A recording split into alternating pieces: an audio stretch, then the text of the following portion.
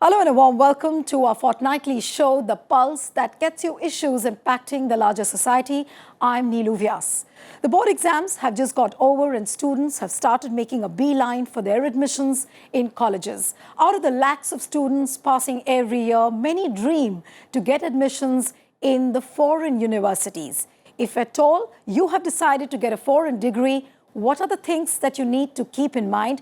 How do you differentiate between a genuine university or a fake one? What are the checklists? What are the factors which you need to be sure of before you park your career stakes in a foreign campus? Joining me now is Dr.Manoj Mohapatra. He's a Joint Secretary at the Ministry of External Affairs. I welcome you on the program. Next to him is Mamta Rani Agarwal. She is Additional Secretary of the Association of Indian Universities, a very important body. I welcome you, Mamta, on the program. Thank you. Next to her is Jitin Chawla, who is a renowned educationist. And also joining us on the program on the Skype is Professor Shyam Lodha. He's a Professor Marketing Department at Southern Connecticut State University, New York. I welcome you on the program, and along with these panelists, I give a broad welcome to these young students who are joining us on the program. So I welcome all of you, and let me begin today's show with our students who are chasing their dreams in a foreign university. So I again welcome you before and I start with the queries one by one. That why a foreign degree and why not an Indian degree? I want to know those compelling reasons. What forces you to chase your dream for a foreign university? One by one, please, Mike. My name is Shyam. I just gave my class 10th board exams. I'm in class 11th and I have taken humanities.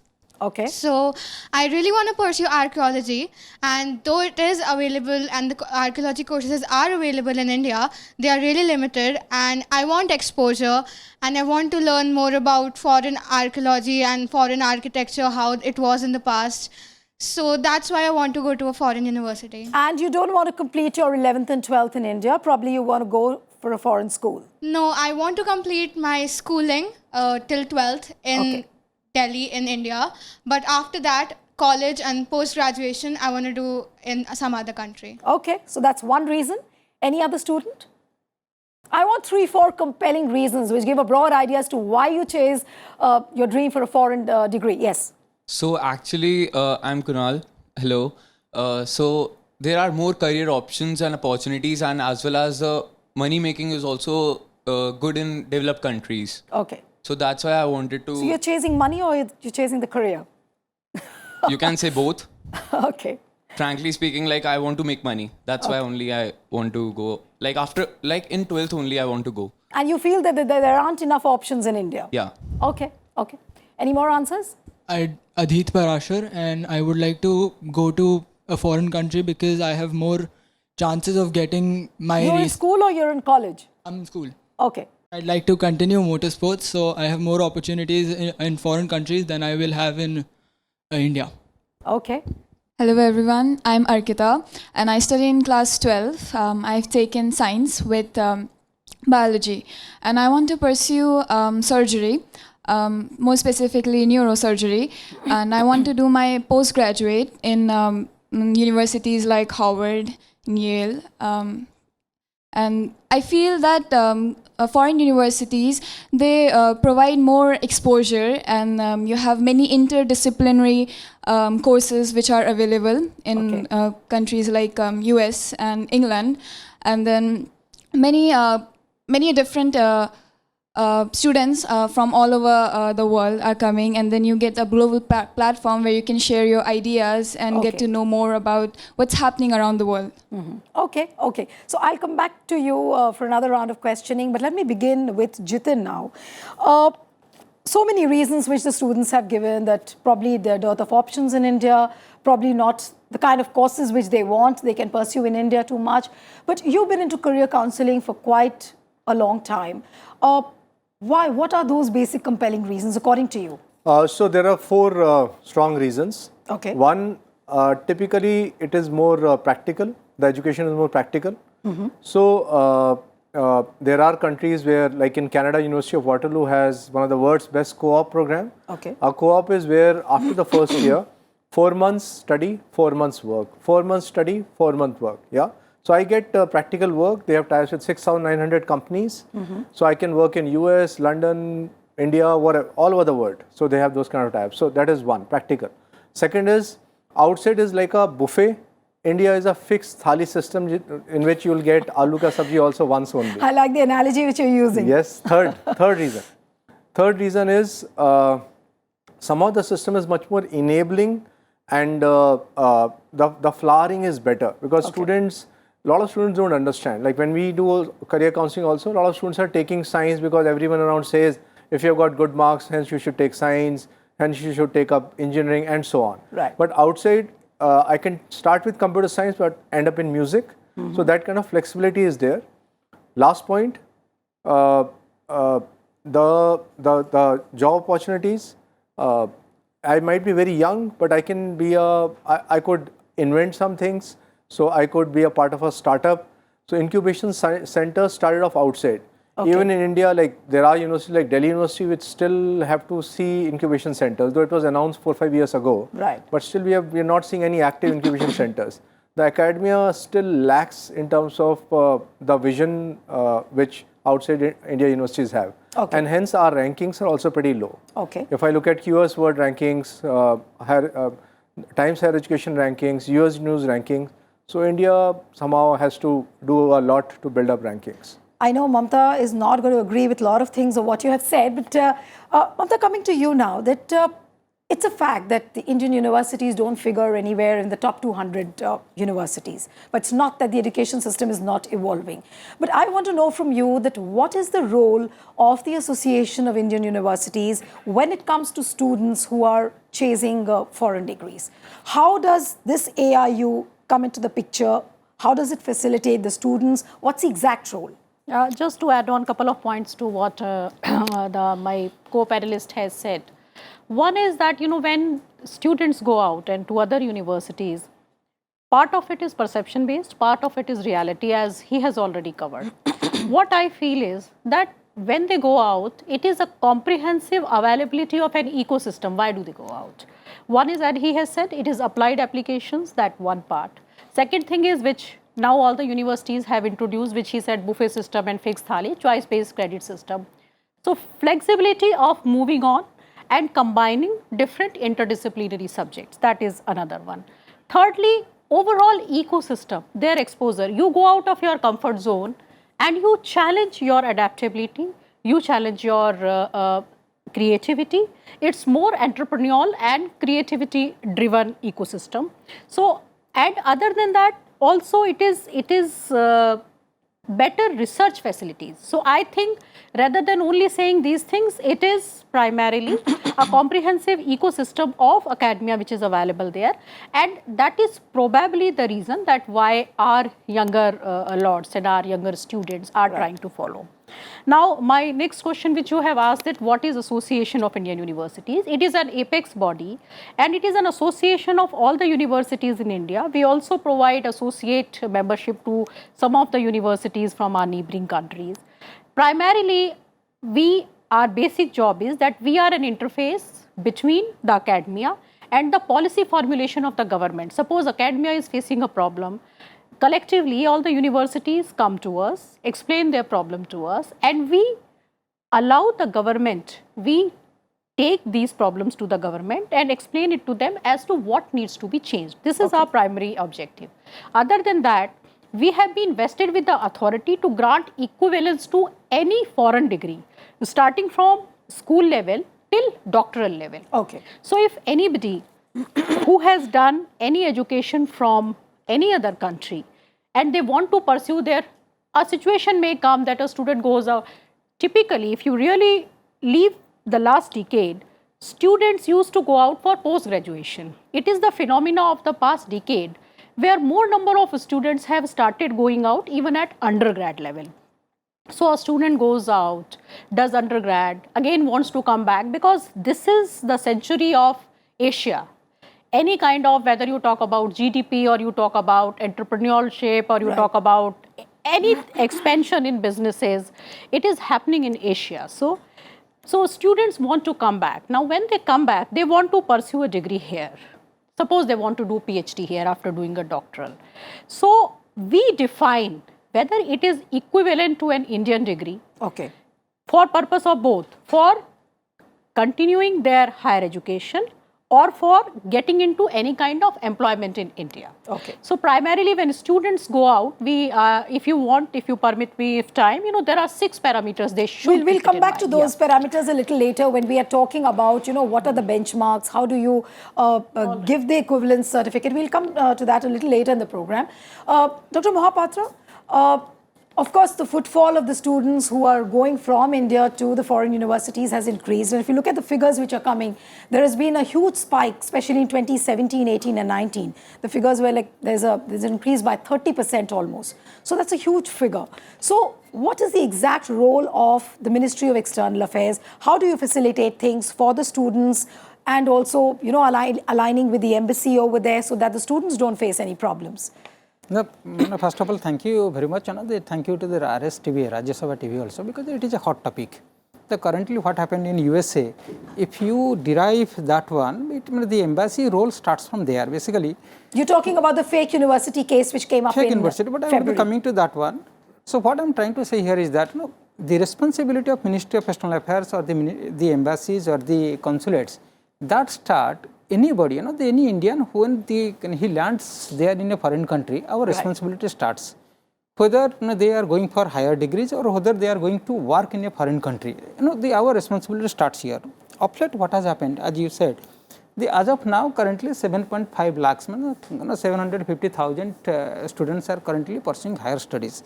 Coming back to your question, why people are going, there are two. I would be saying in a broad sense what we have seen in the missions. There are 2 categories. One category is they are going genuinely to pursue their higher studies. Second category is that, as he said, they are making the money. So that is a fake university that would be addressing in separately.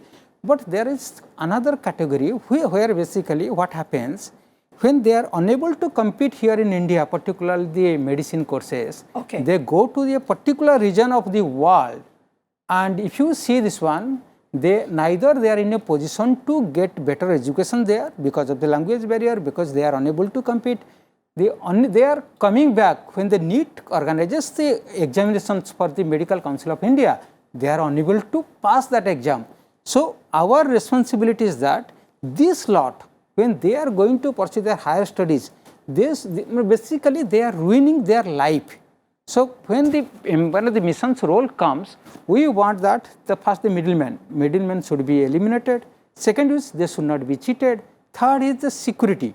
The moment they land there, there is a security because they are unable to speak that language. So then mission's role comes into the prominence because of that one. Right. Number 4, how we are managing that one, in a nutshell I would be saying, we have one of the funds called the ICWF, through the Community Welfare Fund, Indian Community Welfare Fund. Through that, we have authorized the ambassadors and the consul generals, upon arrival, first you organize an open house and then interact with the students. The first, initially, on the beginning of the year, if you would be seeing that the ambassador interacting with the students, so then there is a sort of relationship that develops. Second is that we want that the education officer from the mission goes to one of the universities and there he interacts. So then what happens, at least what happens, there is a student union body and the Indian student union body, we interact with them. Third, of late we have allowed the embassies to spend the money from the ICWF that they can spend the money to organize the events in the universities for a informal interaction. Okay. So all those things we are doing, and of late what happened, as I said, this one that is the major chunk. So you mean to say that these open fairs which are being organized by the foreign universities, it's the embassy or it's the MEA which associates itself with the universities? And I can come back to that question. What happens? These are the foreign universities, they have engaged the education consultants. Okay. So maximum fraud starts from there because there are one category is genuine, another category is not genuine. Okay. So some of the developed countries, they have education fairs that maximum are genuine, but some of the countries, the education consultants are the real culprits. They cheat our students to maximum extent. There is no transparency. There is second thing is that the job or the course they are looking at, by the time they would be landing there, that may not be the same university, may not be the same course, the living standard is very poor, and even if also they would be saying this one that you would be getting a single room, you would be ending up in the dormitory. So our role comes to remove that uncertainty factor. That is why of late we have come to a point that we have developed a committee called expert committee, where we have taken the ambassadors of those countries where our students are going, and we have held 2 meetings with them, and we are developing a website through which we can pass the information to the students who are aspiring to go to the foreign countries. Okay. So that is the facilitation process of the MEA. But let me go across to Professor Shyam Lodha. And as I told you, he's joining us from New York. Professor Lodha, of course, the footfall of the Indian students going to the foreign universities has increased. But sitting on the other side of the border, what do you really feel that what are the Indian students really looking for? There are various reasons which have been cited by the panelists here in the studio and also by the students. But when you look at it from the other side, from the ring side, what do you think is the biggest reason? What is that hunger which really drives the Indian students? Well, many of the points raised were very correctly interpreted. My feeling is that most of the students who come to the United States now, this year is the largest number of students in the world has come from India. And primarily because there are job opportunities, number one, and then the attraction of the name of United States is a very important criteria for many students to come here. Well, this year the Trump administration has put some barriers to the jobs after the completion of education, but it's still, and many universities have felt the shortage of students coming from abroad. But the fact is that the students who are coming here, they have very genuine reasons. First is, there is a lot of competition in India of getting a good education, because the bigger institutions like IIMs and IITs and all other, University of Hyderabad and many institutions, it's very tough for the millions of students to who are aspiring for a good career to get this. And that is why many students are trying to come to America or to any foreign country. Another is the exposure. I personally feel that many students feel very greatly, because here it is a very student-friendly and faculty-friendly environment, which allows them a lot of opportunities to grow. And I heard very rightly that they said that there is an interdisciplinary. Yes, we are very tight in India, and here it is a very open ground for students to take any number of courses, any variety of courses. Even the students entering into arts can go into medicine or into any area like we were talking just now. And therefore, I would say that these opportunities are definitely creating more demand for students to come to America or to go to any other foreign country. That's my personal view. Okay. So, Professor Lodha, as you said that because of the stricter immigration rules which the Trump government has imposed now, you feel that the attraction for US is declining somewhat? Maybe if you talk about this year? Well, I think that this has already declined. Many universities are facing even financial problems, because we were feeding the universities in America. The foreign students are really the source of income, and they are feeling they stressed. But so lots of programs are being encouraged. But many of the students who are coming here, finally they don't want to go back, and they are coming here because of the lure of more money, more opportunities, which they have heard in while staying in India. So that way I would say that yes, it is affecting now. So since you are representing the marketing division of a foreign university, so you feel that marketing and branding such courses and universities would be a problem from now on in US? Well, the US will still remain a very important destination for foreign students. They will continue to come because the kind of exposure, the kind of opportunities, and the kind of the connections and the network which students will have after coming here will certainly be a great attraction and will continue for more time. It should not be. So, Professor Lodha, I'll come back to you. We'll continue our conversation. You stay on the line. But as people say that if you can compete in US, you can compete anywhere in the world. But now I want to kickstart my second round of questioning with you all, that when you're applying for a foreign course or a foreign degree, what are the doubts which you really have in mind? One by one, and then we go to the panelists. Yes. Hello. Also give a chance. Yes, please. I'm Dr. Neeta. So as a parent, I have come here. I'm a doctor. I cleared the entrance here only. It was a tough competition. Okay. So what Mr. Mohapatra was saying is absolutely right. Then in India also, we have lot of opportunities for education. Our universities are also good, and there are fake universities in India also and abroad also. As well. Then we have to do our research accordingly. But in medicine, especially, what happens like NEET, it's a very difficult exam, and just by the numbers and just by the people who are competing and so many categories of this reservation and all, general category students find it very difficult to compete here. So people who have the money and opportunity, they go to maybe Russia, but then they have a very difficult set of situation there. They have to learn the language, then they have to see the patients who speak that language. And in India, just by the number of patients we see, the Indian doctors we see, our academics and our intellect and our exposure to patients is very, very much as compared to doctors who learn abroad. Right. In our practical exams, we see real patients. In their practical exams, they see actors. They have actors who mimic an appendicitis, who mimic an abdominal pain. So clinically, Indian doctors are much better. But that lure of foreign degree is like so much that sometimes we end up making mistakes. But yes, there are good and bad universities here also and there also. Absolutely. I just have one point Yes. on this. Yes, Jitin. So, as was rightly said that, look, there are fake universities in India also, outside also. So, we need a system where all the vested parties, so the government also gets active in terms of helping academia organize fairs, workshops where it is taken. The schools get active, the colleges are active, the body of career counselors, I run a career counseling firm, so career counselors are active in taking it to the people that, look, this is how you judge. My strong appeal to parents and students are so active on the internet, but for entertainment.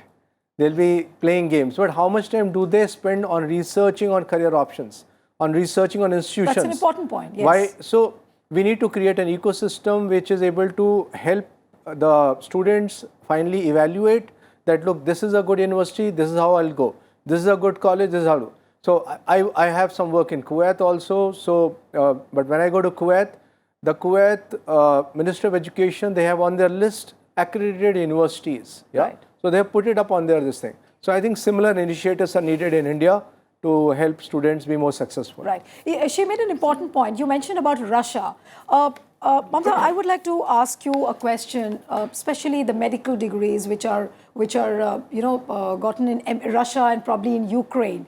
You do the courses there, but when you come back to India, you can't practice. I have come across many cases where they say that their degrees are not valid in India. Now, what does one do when you come across a case like that? It is exactly that, not their degrees. See, Association of Indian Universities does not equate any of the professional degrees. And when we say professional degrees, medical, engineering, architecture, all these are included. Now, why do we not do it? Because in each of these professions, there is a statutory council which is formed, established by the government only for this. That is for regulating the specific thing. Now, with respect to Russia, and not only Russia, all the countries which came up into existence after disintegration of USSR, the erstwhile USSR. See, if their degrees are in India, by and large, I am speaking from my experience, are equated at a level below. So, suppose you have come there from after doing MS, it would be equivalent to MBBS. And why is the reason, which the 6 parameters which I was telling, that what students must keep it in mind is, number one, whatever school, college or university you select, that should be mandatorily recognized and accredited by the respective government, Ministry of Education, Department of Education, whatever is the nomenclature used in that country by that respective country. That is number one. Then point number 2 is that that country must and necessarily, mandatorily follow the same system, which is 10 plus 2 plus 3.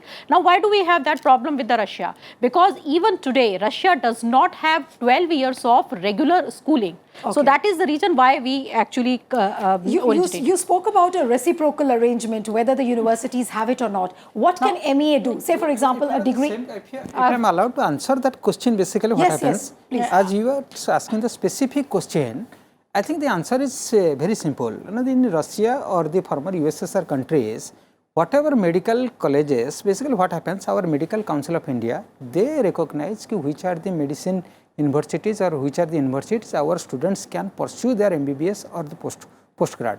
It is on that website it is there, these are the universities. The problem is that what happens, these students, our students go there, they pursue their MBBS degrees, coming back they are, not that their degree is not recognized.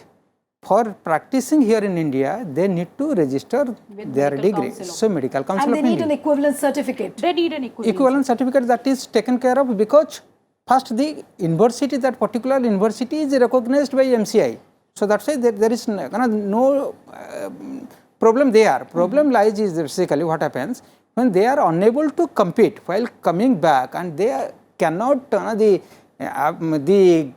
the test for registration. There the problem lies. But my question to you was that when we are looking for a reciprocal arrangement between an Indian university and a foreign university, where does MEA figure then? How does MEA put up all the information? Let's say, for example, a student A is looking for some reciprocal arrangement between the two countries. Will he get that information on the website or not? No, you see, basically what happens, basically here the role of the embassy comes into the picture. Okay.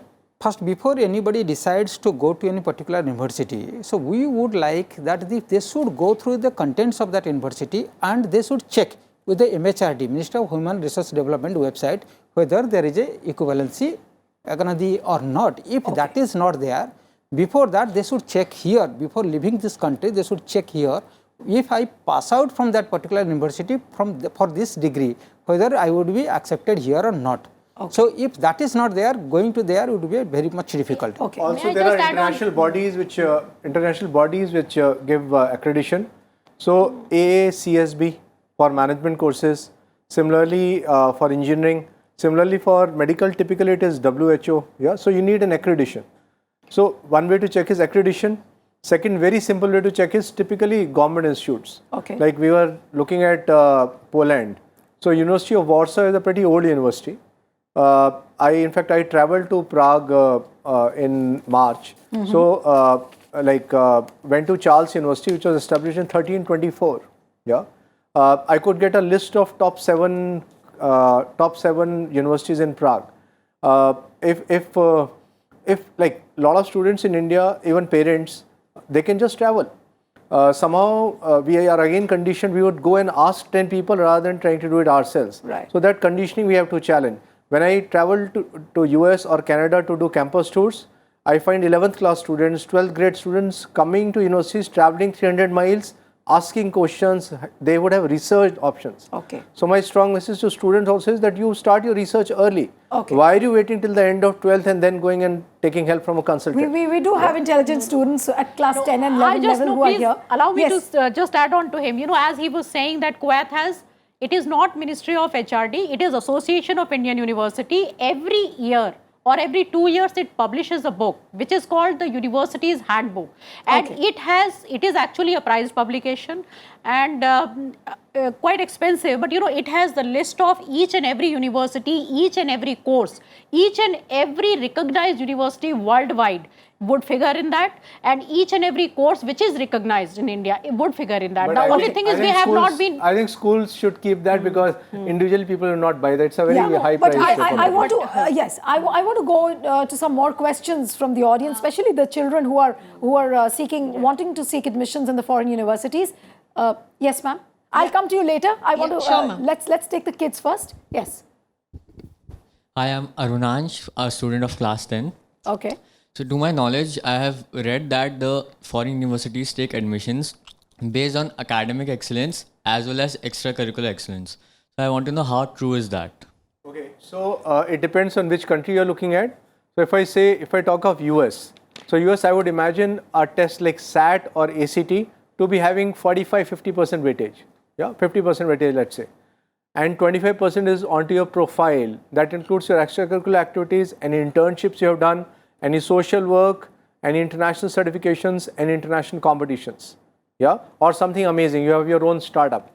You have done some amazing, like, I don't know if you have checked out about Greta, the Swedish girl, 16-year-old girl who, because of her advocacy against politicians about climate change. She has been acknowledged throughout the world. People marched, maybe 70 countries plus. So that is one. Some countries it might not hold true.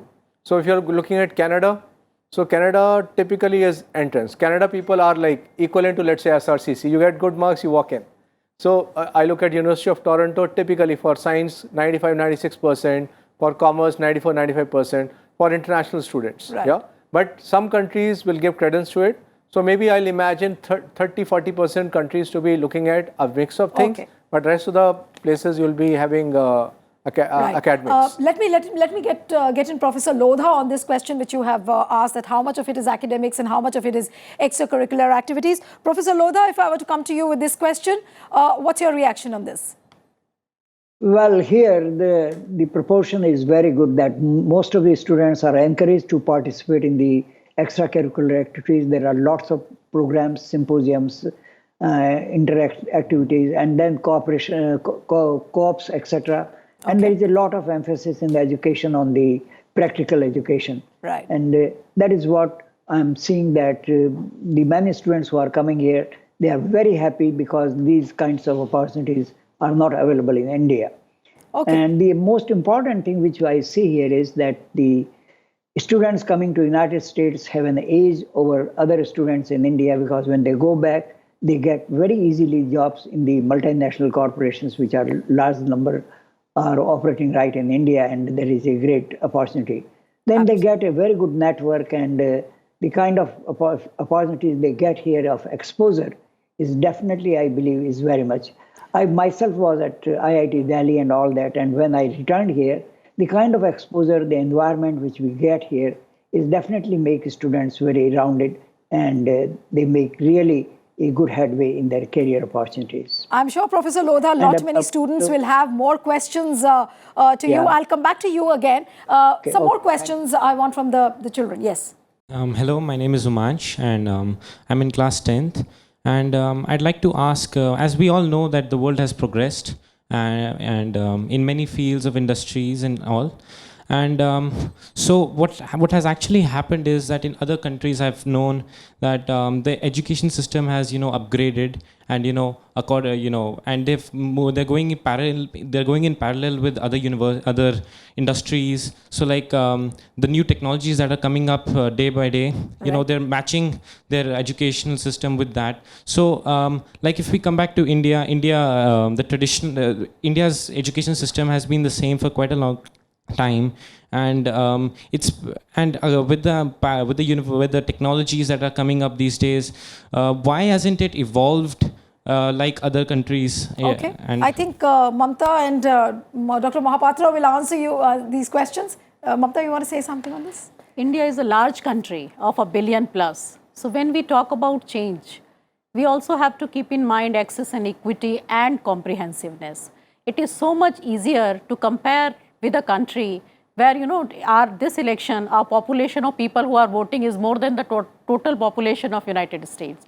So I think it is an absolutely unfair comparison when we're trying to compare apples with oranges and asking which one is a better one.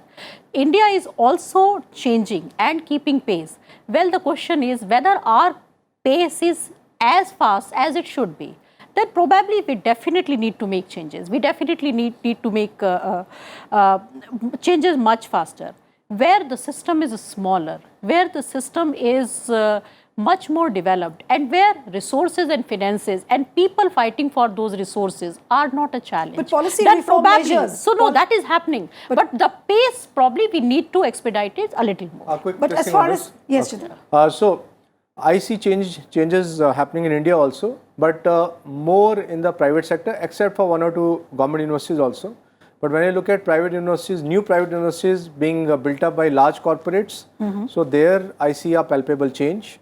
The faculty is amazing, the infrastructure is amazing, the teaching learning system, there is the choice is much more. Though I would wish that they are able to work more in an autonomous manner, because when I speak to the vice chancellors of these universities, they say that we have to comply with this. Right. Yeah. So, but then that change is happening. There are, I mean, there are a couple of names which have come up, right, and they are doing quite a decent job. So the change is more in the private sector. You're saying, Dr. Mohapatra, do we need to really expedite the policy reform measures? Say, for example, I was just about to ask Mamta, and then she finished her point that, you know, bodies like AICT, UGC, there is a plan to, you know, bring them all under one umbrella. So do we need to expedite these policy reform measures? Like this boy is in class 10. At this level, he has begun his research. He's already talking about admissions in a foreign university or in a foreign college. So the awareness level has risen, but the pace at which the policy reforms should have happened, somewhere we are lagging. You know, I would completely agree with him, but while agreeing, I will be saying that India is basically two. One is India, another is Bharat. Okay. If we are comparing India with any developed country's university, I would be saying we are in a matching pace. Okay. It is not that if you see ISRO, we are in a position to send 100 satellites at a time, and USA has not done. If you are saying that we have done the Mangalan, and the price which is the less than the Hollywood movie of the Gravity. If you see this one, it is not that we are lacking. But the thing is, as Madam said, the mass. When it comes to the sheer number, we have IITs, we have private universities where basically after passing the engineering course also they are not fit for become an engineer. So that's why there is a huge gap. And to come to that level, it will take a little bit more time. It's a gradual process, and as the systems evolve, yes. Yes, it is a gradual process. But having said this one, that I would be saying this one, that yes, as the student mentioned, this one that it should have been a little bit accelerated. But yes, we are a little bit lagging behind because of the, as Madam said, the sheer number. Right. But otherwise, if I am allowed to say something about this one, right. If you go to the US universities, Professor Lodha is there, and they see the diaspora children or the Indian children going to, Indian students going to USA. Right. Comparison. You see the numbers. If you see the numbers, in USA, the number of medical doctors, each sixth patient is treated by a Indian doctor. 30%. Absolutely. 30% of the engineering and scientists, they are from Indian origin. How it is possible? People having passed from here IIT, when they go for the master's degree or more, they are welcome there. Why? That doesn't mean this one that we are lagging behind. But coming back to my point, I would be saying there is a India and Bharat, and we need to merge the Bharat with India. So the efforts to merge India with Bharat has already begun, and we'll see as and when the time passes. Of course, this gap will be bridged. But I want to go to Professor Lodha now, and coming back to the queries which the children have in their mind, that what are the do's and don'ts? What are the checklists which have to be kept in mind when you seek admission in a foreign university? Now, since you're from the other side, you would get a better picture, and then I'll come to my other panelists. So what are the things which the children need to keep in mind when they're seeking admission for a foreign university? Well, in my opinion, hello? Yes. Hello? Go ahead, sir. I can hear you. Yeah, okay. In my opinion, the Indian students are doing very, very well here as compared to American students. And anybody who has come here, even with a very poor background, because the level of competition which encourages them and they feel that they can make a real headway. So as compared to any foreign American students, I may tell you that the Indian students are always ahead of that. And like Satya Nadella and all, there are many people who have come here. Everyone has made a career because the kind of environment which students are getting, Americans take it for granted that their jobs are guaranteed, they will do. And that's why I would say the many American universities, as I teach here, I feel many students are really not coming up to the level. But foreign students, and particularly from India, they are working very hard and they want to make a mark, and they feel that they have a great opportunity to make their career and their fortune in this country. That's really something to feel proud of. Yeah. And that is why I would say that Indian students, even in my class, there are 2 students out of 20, which I teach a course on global marketing. The kind of work they are doing, I'm amazed that why could they not do in India and after coming here? But I talk to them and they say that, yes, we have the opportunity and you have the environment which we are giving. I believe that the Indian universities should change the environment. And this is an area of globalization where we should learn all the best things. Because the recent study by QS India University, they said that 75 Indian universities are of a very matching rank of any comparable universities in the world. And the whole point is the image, as somebody has said about the perception and reality. Our perception is still feel that we Indians are still lacking and all other foreign universities are great, great. But I'm not talking of other countries like in Europe or in Russia or in China where students are going. But definitely in America, when the students come, they really make a mark and they really make a fortune. And everybody is proud of. And you are right that even in hospital, every sixth doctor is a Indian doctor. They are doing very well. And same is true in the academic career also. There are lots of Indians and they are really highly respected. And we are very strong in maths. We are very strong in statistics. And our understanding is really helping these people. So, Professor and Lodha, they appreciate yes. it now. Professor Lodha, I'll come back to you. Actually, my question to you was that, what are the things which the students need to look out for? Let me go to Jitin, and then again I'll come back to you. For a student, the choices are as follows. One, what course to study. For some courses, even I would tell students not to go outside. Why? Because job opportunities might not be that great, like commercial pilot. Okay. Yeah. A lot of countries have a negative this thing against employing commercial pilots from foreign. So what course to do? Second will be country choice. Again, because we Indians are slightly conventional, we still think of, so when I will ask, where do you want to go? US, UK, Canada, Australia. I mean, typically it is like 4 areas. Is the word limited to this? Answer is no. Can I not go to South Korea and do a course? I can. Can I go to Japan? Can I go? I mean, I personally traveled across Germany, Switzerland, Prague, checking out universities. So Germany has some amazing universities. Of course, language is an issue. But if I'm a student in 9th class, I learn the language for 4 years, go to Germany and stay free of charge. I mean, I'll study free of charge. Yeah. Or maybe pay 500 euros, 600 euros. So you are saying that there are these 3-4 set of countries like US, UK, Canada. These are the preferred destinations. One needs to look beyond that. Yes. You're right in a way, but Mamta, I'll come to you that, I was reading a data which said that there are some 16,000 courses globally which are offered by so many universities. Now, picking and choosing the right country, the right course, the right combination, and since you have an information highway on the internet, how does one pick and choose for children like them who are actually looking out for information at a very early level, say for example at class 10 or maybe at class 9, how would you really guide them? I think, theoretically it's very easy for me to say that, you find out what are your interests and, you go for various aptitude tests which children from elite class and from the upper middle families have started going. But I would still, on a very practical level, feel that eventually they will figure out few things, that they may start doing a particular course, maybe even a criminology as he was referring to, and he may not like. Well, that way, what they need to know is, I think a level of introspection needs to be done. Okay. That, what precise course they are looking forward to, what kind of adaptability do you have, and, what kind of an acceptable adaptability. That, acceptable adaptability means which is acceptable to you and which is acceptable to your family. Are you there would be absolute cultural diversification. Are you adaptable to that cultural diversification? Food remains to many students, especially Jains and all, remains a big question. See, Yes. then weather, wait a minute, weather conditions, all these things. So, you need to retrospectively and introspectively ask yourself a question and tell yourself, all these that, yes, points which you have raised and at the beginning of the show, all these points which you have raised, I was talking to Jitin and you said that there are a number of myths and number of misconceptions when you have to admit your child in a foreign university. So let's talk about those myths and educate the children. My 2 cents first on how would children do.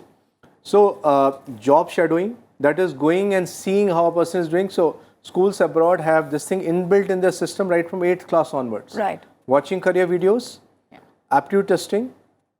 Aptitude testing might help them eliminate, not choose. Okay. And then internships, very, very important. Till you get into a job, you don't know what we are talking about. Right. Yeah. So doing an internship. So in Delhi, I know of 5 schools where internships are compulsory after 10th. Yeah. So internship is the only practical thing which they'll have. And then next question is, which you're saying, coming to misconceptions. So misconceptions like, if you do law from outside, you cannot practice in India.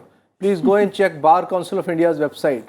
So they accredit a lot of, they say that you go to these universities outside, you can come, you are welcome to come to India and practice. Similarly, you will do, I have parents who will come and ask, So my child is going to do graduation outside. Can I come back and apply for the IAS exam? Yeah. Answer is yes. Answer is yes. If it is accredited institution, if it is recognized institution, yes, you can. Third thing is misconception. I need to spend a lot of money. What are we talking about? There are universities for international students, it is free of charge. Yeah. So even places which you would never have imagined. I traveled and met up people at Sirret University and Uludağ at Istanbul. 100% free of charge. Very well, very well. But again, some of our teaching fraternity, adult system refuses. I mean, they even in Delhi, they might say, okay, I don't want to send a child to Jamia Millia Islamia. Why not? It's a central university. Yeah. Istanbul is a great country. Yeah. And so on. So I think first of all, we need to break down these mental barriers कि ये अच्छा होता है, ये अच्छा नहीं होता है. This is good, this is bad. There's too much of classification. A very often repeated refrain in the Indian families is कि मेरा बच्चा अगर foreign university में पढ़ेगा तो शायद बिगड़ जाएगा. I want to know your view and then come to you again. You know, basically, I would be saying this on that, you know, the maximum exposure once somebody goes to the foreign country, we encourage, you know, because there is no, if you see the diplomacy, we think this one that is exchange of students and students going for higher studies in any foreign country, that is a pillar of our, you know, the bilateral relationship. So we encourage. It is not that we encourage. No, I'm talking about a traditional mindset. No, I'm coming to that. Let's ask these students. How many of you face these problems? कि foreign university क्या करोगे जाकर बिगड़ जाओगे? See, 1, 2, 3. Yes, gradually the hands are coming up now. Okay. Any other queries you people have? Yes. Hi, I'm Disha and I'm presently in class 12. I've taken science and biology and I want to pursue a career in medicine. So I feel right now US is giving jobs to deserved Indians while India is still giving jobs to reserved Indians. Okay. We are working hard for 2 years, leaving everything behind, just studying for 24 hours.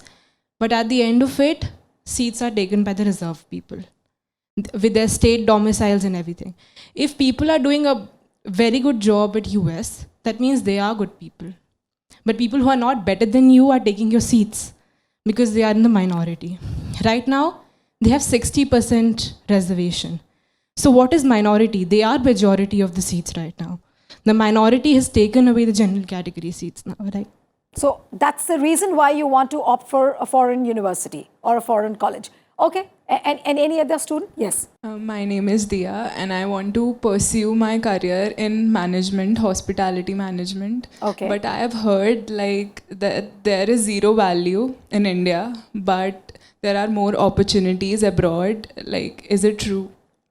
Okay. So let's ask Professor Lodha on this. Professor Lodha, you've just heard this girl Dia who's asking that are there more opportunities abroad? In hospitality management. In the hospitality management. Hotel management. Yes, definitely. Yes, definitely there are more opportunities because as the prosperity is growing in the United States and all over the world, this is the area where there will be more opportunities for jobs and all that.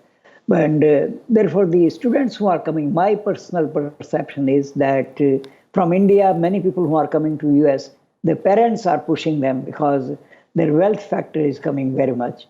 Okay. And they want that my son is or my daughter is studying in America means a great thing for them, for their career, for their networking. And 95% of the students who are here right now, they don't want to go back because of the career opportunities. Right.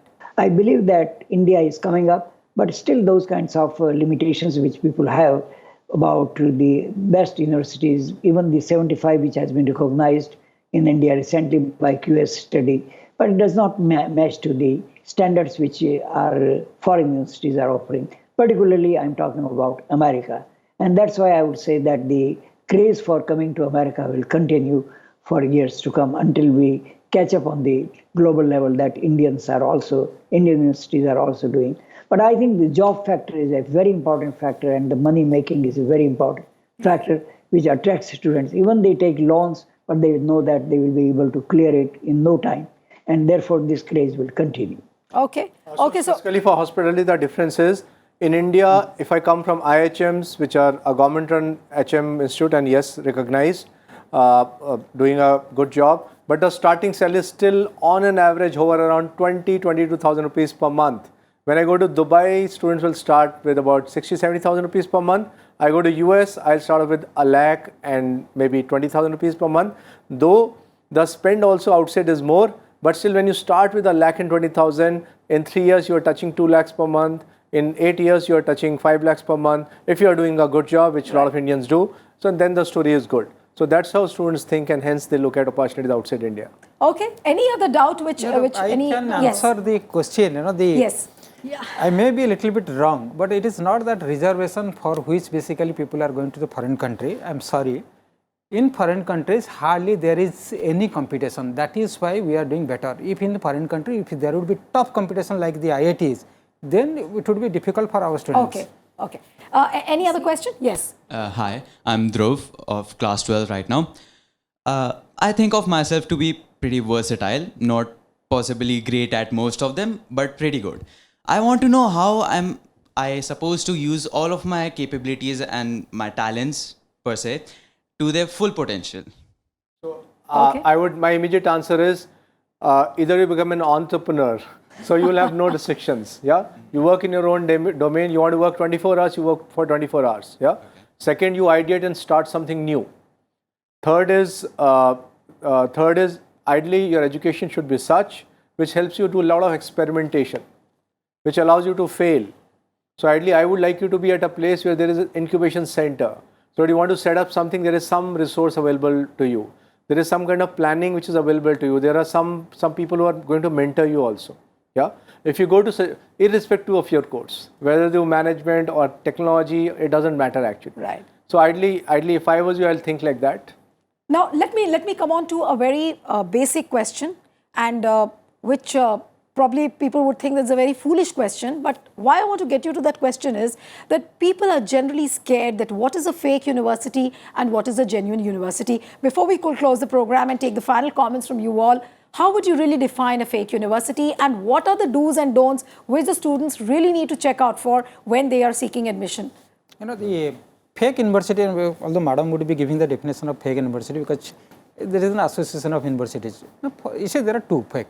One is, suppose it is a private owner and it is a fake university, means a degree would be also fake. But there are some fake universities that is run by that particular host country government. So basically that is to trap those middlemen who are involved and those students who are not interested to pursue the higher studies, but to do a side job.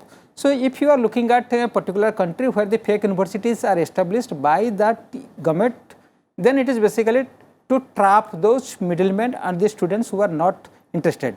The other side is the fake universities which are established by some fake people where the total university is fake. So how do you distinguish?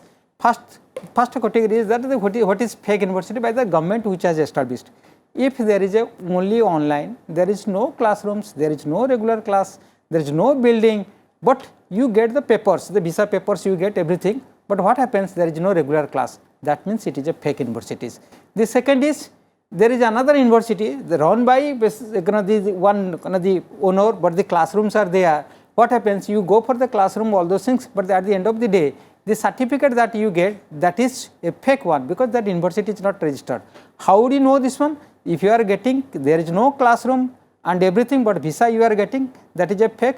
Please bring to the attention of, if you are there, bring to the attention of your embassy or the consulate. Okay. The second fake, if you see this one that you are regularly attending the course, but you don't see it is another member of any universities or not, still you can bring to the attention of either those authorities or the embassies or the mission post. But that is a separate category. We can deal with the law and order agencies. Ma'am, you want to say something on this fake university? No. In short, quickly, AIU does not really talk about fake universities. I have very categorically told that university has to be recognized or accredited by the country itself. So when they say that accredited by that, on internet, go to that accredited agency and check if this has been listed. Secondly, eligibility condition should exactly be same. If you are going for post-graduation, it must mandatorily ask for graduation as the minimum one.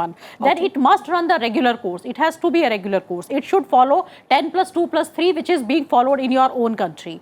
Then also, that whatever accreditation it says, it must mandatorily have its profile listed on that accredited agency. While sitting here, you must check all these things before applying for any such university. Okay. I want to go to Professor Lodha for the final comments, and then I'll come to Jitin. Professor Lodha, any advice you would want to give to these students who are sitting in the studio?